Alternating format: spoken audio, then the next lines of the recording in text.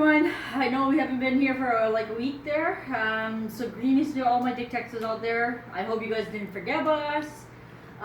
Between school and doing all this project of doing the research, it took us a little while, but we are back with part 2 of last week. We were talking about Dylan Millard and what was his other name of the friend, Mark Smith. So we were talking about that part 1. So now we're going to do part 2 of sadly he killed 2 more people. So we're just going to tell you the story of what happened to this young lady. So my name is Amanda, and we do a channel is called Consider Justice Canada. We speak about missing people, cold cases, and homicide. We are trying to do homicide, but there's not as much, so we are trying to find more homicide and more interesting cases out there. We do all over Canada, so let's just start this. So the person we are going to be speaking about part 2 is Dylan Millard killed a lady named Laura Babcock. And this is Laura Babcock. And I'm sorry guys if I don't smile. This is a second sad case of almost like Tim Bosma. Almost the same. So I'm going to put down my phone. And if I need it, I'll get it back because I need to talk to you about something else after. So her name is Laura Babcock, this young lady. She was 23 years old, guys. 23. She lived in Toronto, just like where Dylan Millard lived. Dylan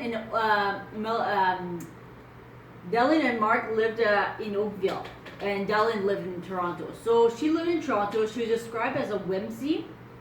And whimsy, what it means is a playful and was very good humor person. Very nice to be around. Very playful, very joking around. So she was playful and had a lot of friends. Always full of energy.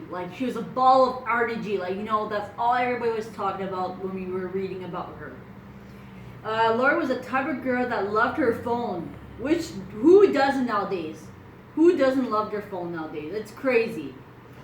Laura was a type of girl that loved her phone, so she was always talking to friends. And finally, she wasn't the type to just vanish.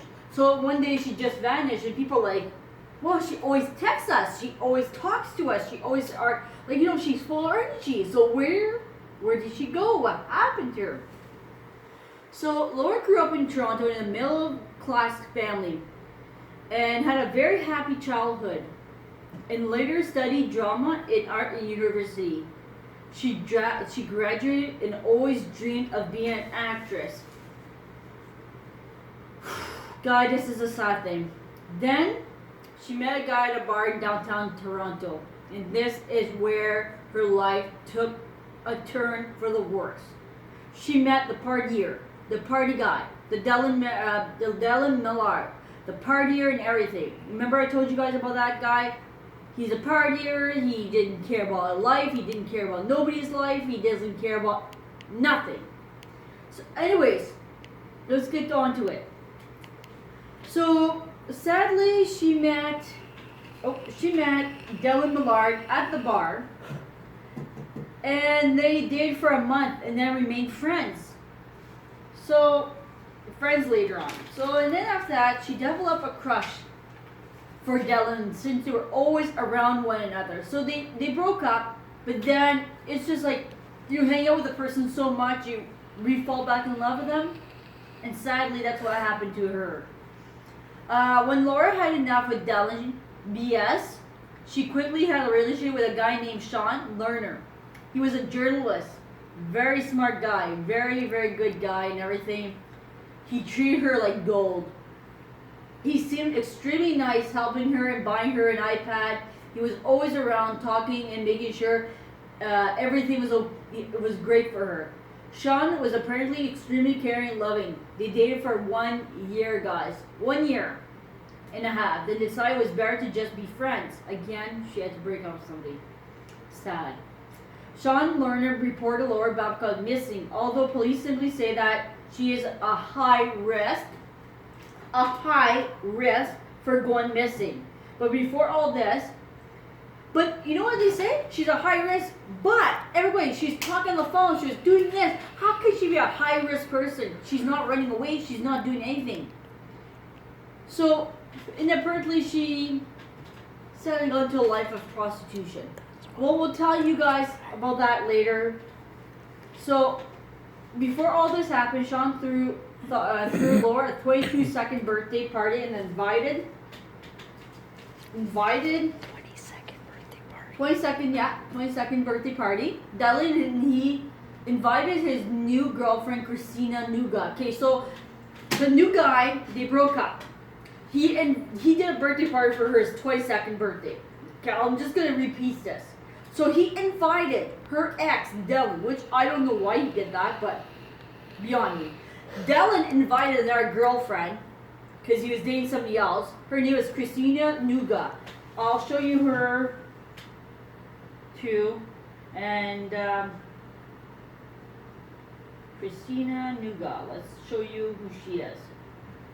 It is crazy how the circle went around, guys. I'll just wait till it goes up there. The computer's being slow. There I go.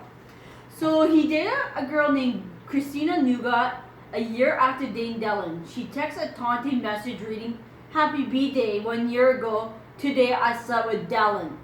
Then Laura wrote back, "That's fine. I slept with him a few weeks ago." That is kind of catty there, but I don't know why they did that. I don't know why they hated each other. It doesn't say why. Sadly, it doesn't give us any information about that girl, why she hated her so much. It's weird. Okay, so Christina, it's a weird name, Nuga. Okay, I'm gonna go and find a picture of her image. Okay, I'm trying to find a good picture of her. Okay, this is Christina. Oh, yeah, this is Christina Nuga. Oh no, that's not Christina Nuga. That's somebody else. Once again, this is something else. Tim Ball's my face. Whoops. Okay. Okay, so she's covering her face, guys. So this is Christina Nuga right here, and this is what's her name? Laura. Sorry, Laura. Laura Babcock's here. And this is Christina. So Christina wrote that, and then quotation, I slept with him a few weeks ago, quotation, once the happy Laura full of humor and energy now felt hopeless. She became homeless, taking job as an escort, and this is where they said that she was high risk. Which, you know what? People are not high risk. They do that because they have an addiction, or they got into it because somebody brought them into that lifestyle. So police should be taking that as a serious case. They should be just taking it as a joke. I'm going to put back her picture because she deserved to have more light, guys. There you go. Okay. So she became an escort to pay the bills. This is sadly what happens. Sometimes, we'll talk about later. To pay the bills, and sadly he has begun to fall into a state of severe depression and anxiety. But can you imagine that? You're an escort. You will have an anxiety because you don't know who you're going to sneak, who you're doing, and who's going to kill you, who's not going to kill you, who's going to rape you, who's not going to rape you, who's going to drug you just to get you. It is an anxiety place. And I pity her for doing that just for paying bills. It's sad, very sad. Which kept her in and out of dozen hospital. Laura wanted to find a job in the art and drama to hopefully secure employment and buy a house. So she did have a future too, of thinking of the bright side. So Laura and Christina feud continue throughout this. So throughout this time, Dylan had texted Christina, his girlfriend, saying that he will get rid of Laura once and for all. That is a threat. Right there. I mean, to get rid of her once and for all? Ding, ding, ding, Christina. What were you thinking? That is a red flag there. That doesn't sound like a right guy there. In the spring of 2012, Laura was desperate and asked a friend to help her with a place to sleep and eat because she's homeless. Sean helped her with food and even went. That's her ex, Sean Lornan. He went and helped her to find a place to sleep, helped her with food, and went out out of his way to find a pet-friendly hotel where her dog would be joining her. And that's awesome. She had a dog. Awesome. Because dogs, they make you feel welcome. When you walk in the door, they're all happy seeing you. It's an awesome thing. He also brought her an iPad and kept in constant contact. He really cared about her, so he kept a close eye on her. Sadly, no matter the threat, Dylan said Laura contacted him July 13, 2012. And you know what? That's the sad thing about most girls. They go back to the abuser. Sadly. To the abuser or to the pimp because that you're used to it. But you know what? That's when you need help and try to get help to get out of that lifestyle. To get out of the abuse system and everything. Because you know what? It's like a honeymoon phase, like what they say. It will start back. It doesn't matter how much they love you 1 minute. It will start back and back and back and back. It's just a honeymoon phase. They shower you. They love you. They do this. They do that. Just to show you, oh, I'm so sorry for hitting you the first time. I won't do it again. But guess what? You do one more thing, you got slapped in the face again. Oh, I'm sorry for doing that again. It will continue. Yeah. What? Sorry? Yeah, it's like a playing games, like my cameraman just said. It's like mind games. It's like playing your Xbox and everything. It's like a mind game. Like, you know, they mind screw you so much, they brainwash you to thinking this way. It's just like a pimp too. They brainwash you to think of a way. Laura, July 13, 2012. Laura and Dylan later met up at a subway. Then they met to his house. Laura made one last call at 7:03. Sean reported Laura missing a couple of days after because she only did one phone call and then she went vanishing. And like I said, that's not typical of her. She talks to people. She's full energy. She's always on her phone. She's always messaging. She's always on Facebook. She's on everything. So that was a weird thing. So Sean goes to the police station and all the police says was, quotation, she should turn up. They also said, as I previously wrote, that Laura is a high-risk girl because of her job. That somebody maybe took her, like, you know, or trafficked her and moved her to another city. That's what the cops think. But you know what? I don't want to be mean. If you're a cop, do your job. Look for the person. Don't just assume something. Go and explore where the person went. Did they got the human traffic down the street? Did they human traffic in the U.S.? Like, you know, you got connection police. You guys could talk to other police in other cities. So I don't understand that. So we're gonna talk about that after because you know what? I really want to get into that a little bit. So Sean started to do his own investigating because he's a journalist, so he does his investigation. So Sean Lerner started to do his own investigation into Laura's disappearance. Therefore, he started with his cell phone records, which is very smart. He's very smart to start there. The last call were from Dylan Millard. Ding, ding, ding, ding, ding. So Sean returned to police at, sorry, the writing there. HQ, you put? Headquarters, okay. Headquarters to tell them to check out Dylan's police response.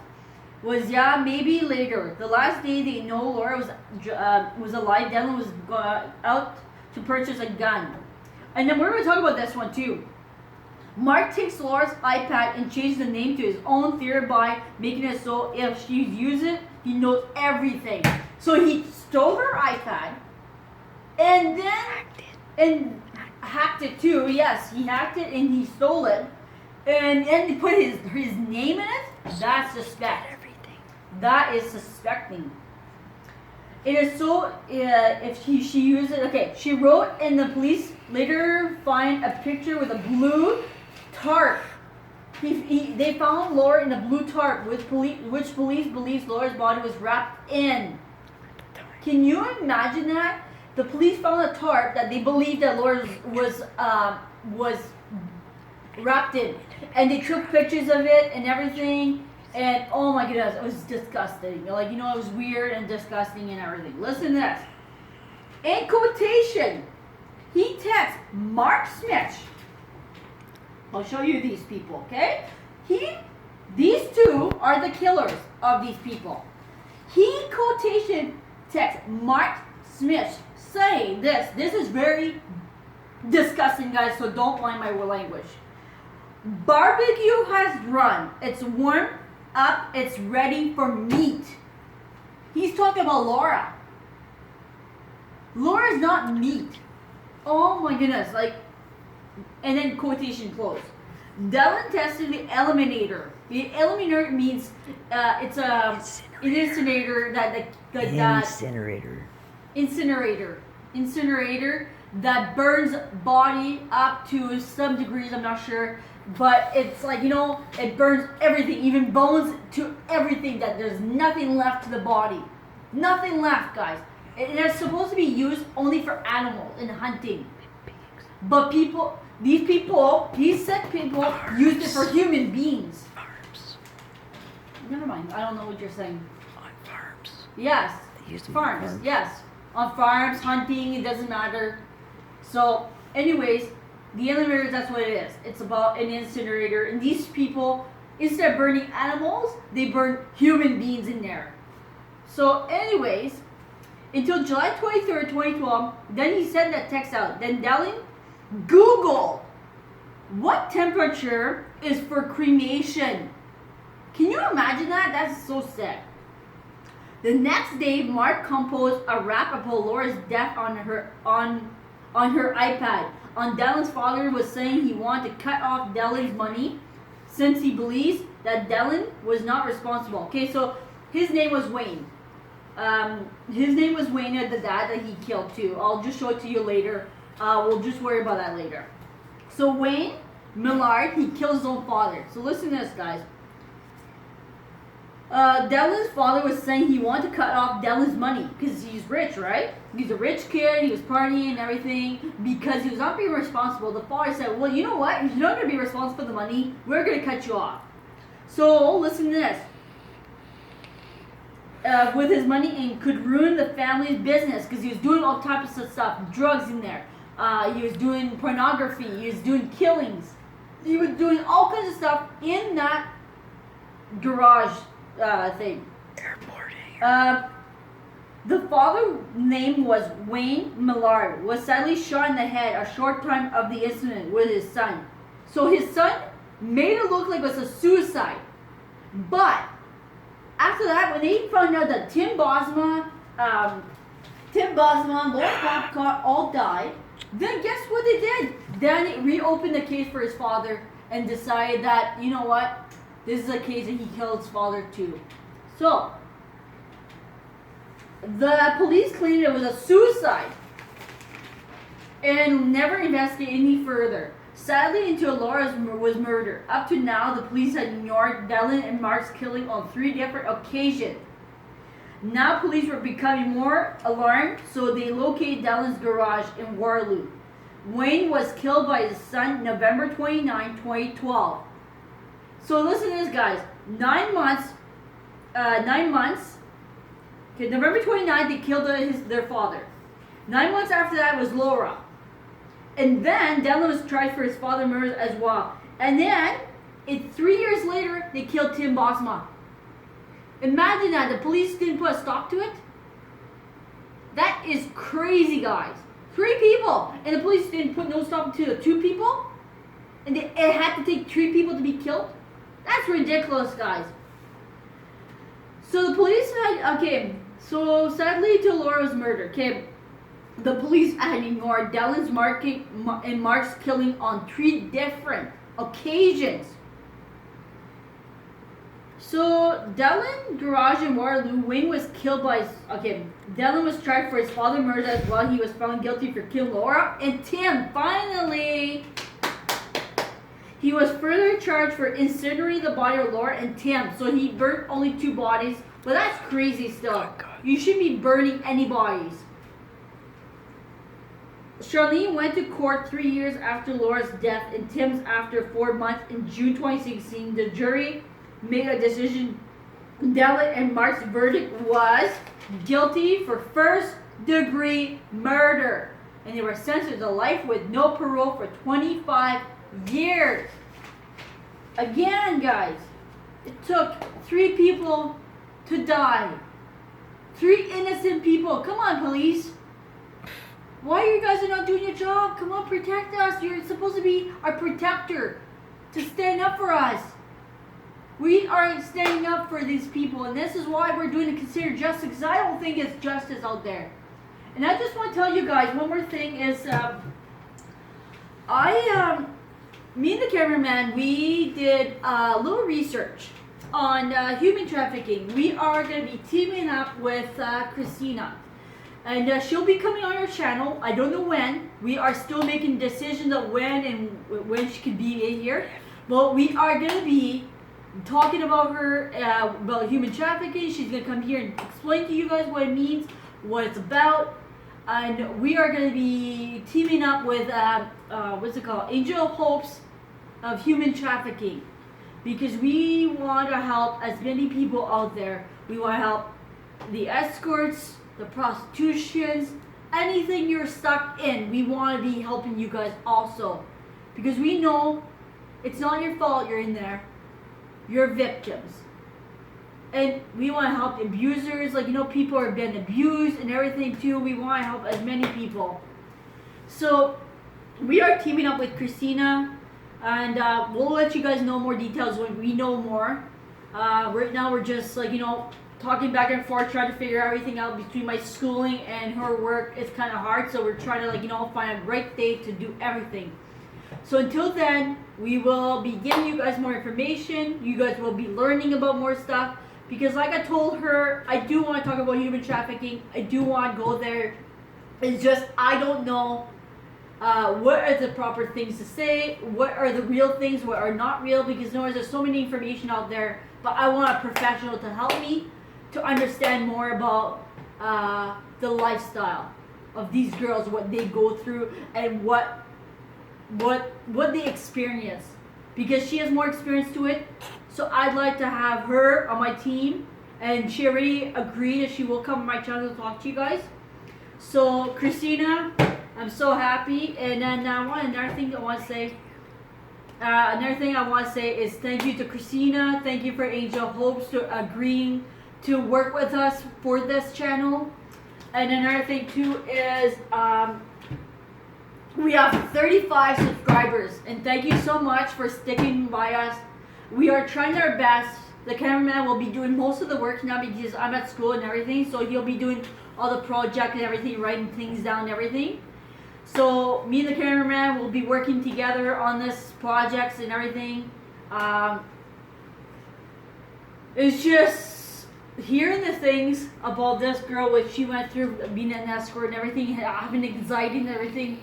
I cannot imagine what she went through. And that's why I want to team up with Christina, because I want to go through the heads of the people that goes through it, because I've never been through it, so I want to know more experience about it to make you guys understand. Unless the cameraman has something to add. We're going to be taking seminars and stuff.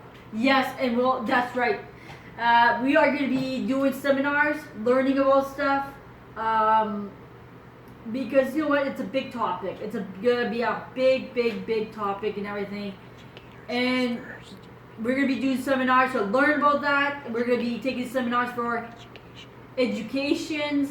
We're going to take seminars to learn what they go through and what do the pimps do and what they put through the girls. I know it's going to be a hard channel, guys. I know it's going to be rough, but I like you guys to listen, because you know what? I want you to protect your kids. Girls or boys, it doesn't matter. Anybody could be ending up in this lifestyle. It could be a girl or boy. Anybody can be in the lifestyle. And when I get Christina on, I want everybody to listen to her and to be respectful towards her and everything, because you know what? What she does is a rough job. And what she goes through every day, what she sees and experience, I cannot imagine. And you know what? I will be in her shoes basically soon, because we'll be doing seminars. We'll be learning about things. and we're gonna be hearing a lot of things. So we'll be saving in the same shoes as her. So, but once we get to know more stuff about the human trafficking, we will bring it to you guys too. We will bring all the information to you guys. Because you know what? You may look on the internet, but the internet is not always the truth of what happens out there. We need to know about the real girls out there, what they went through, what they experienced. So that's why we are teaming up. So I hope you guys like that. And you know what? Let's protect our families, our loved ones, and our boys and girls that are growing up in this lifestyle, in this life. This life is really like, you know, I don't know what's going on, but this life there, everybody is hurting each other. So let's stand up to each other and let's work together like a team. This is why I love my 35 subscribers. Thank you so much, because you know what? We are bringing love to this channel. We are bringing awareness to this channel. We are bringing everything. And like I said, I'm sorry guys for not coming for a week. It's just between school and everything, we had to make sure Laura Babcock, her stuff is done. And another thing too is, I want to add one more thing. The guy that gave him his gun was charged from Dylan Millard. He got the gun from this guy. I'll just show you a picture. This is the guy that gave, I don't know if you guys can see this. Can you see it, Mr. Cameraman?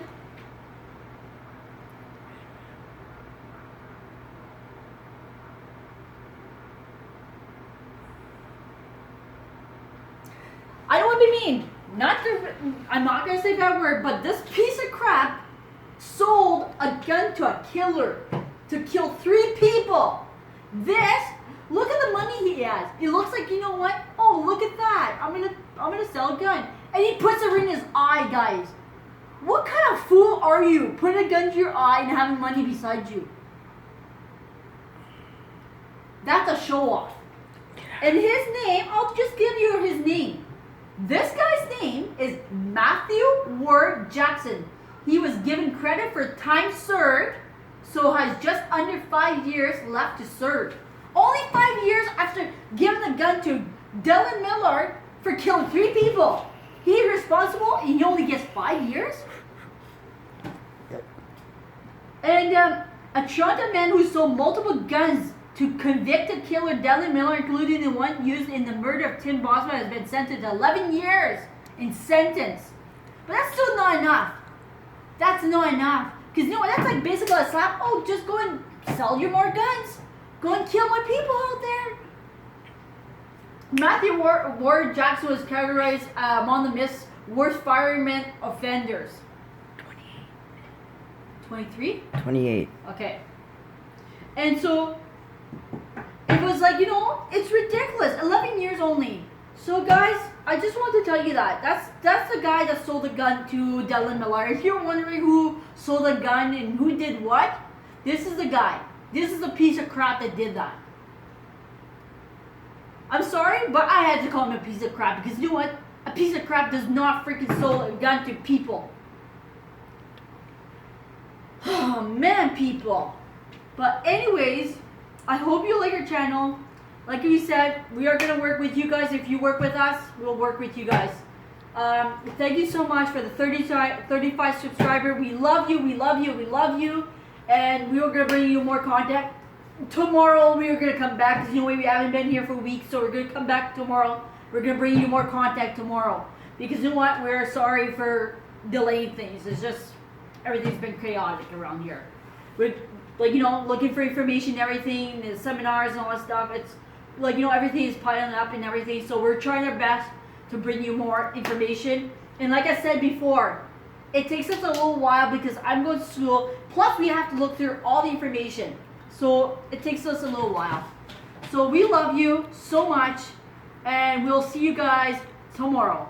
Take care. And we'll talk to you guys later. Bye.